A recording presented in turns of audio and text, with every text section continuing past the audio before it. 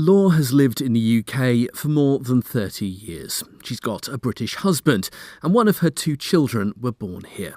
But since the Brexit vote, she feels her future is up in the air. We don't know where we're going, and the paperwork is very complicated. Supposedly, Article 50 is going to be triggered tomorrow, but what change will come out after that, we still don't know for sure. It all depends on the negotiation that Theresa May is prepared to engage with and guarantee, or not, EU citizens' right living in the UK. It's because tomorrow the Prime Minister will activate Article 50, the 2-year process that starts our divorce from the European Union. That'll kick off a whole series of negotiations. But don't expect anything dramatic to happen and change quickly. Whilst there's been a lot of expectation, the likelihood of us seeing anything dramatic in the immediate days following is fairly remote. It's actually going to take quite a long time before the process really starts to get going.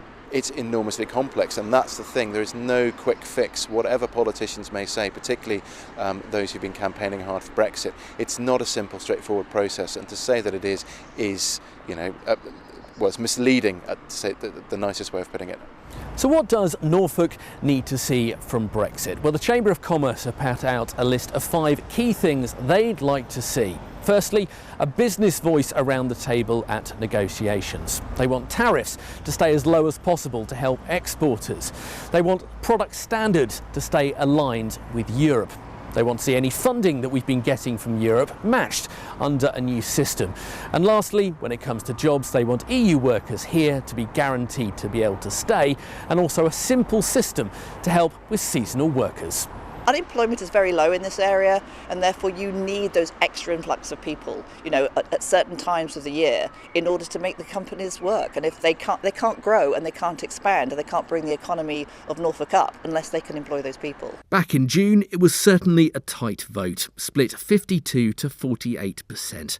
It prompted celebrations for those wishing to leave and protests in our city for people unhappy with the result.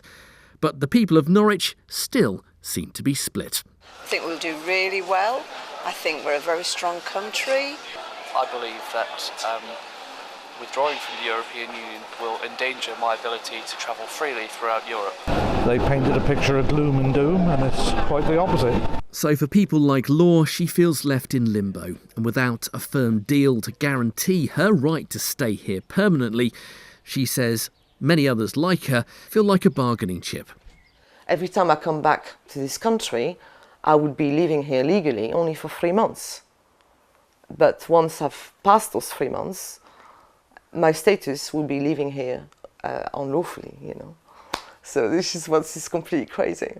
So Laure will have to wait as our politicians get ready to shape our future. Neil Perry, Mustard TV, Norwich.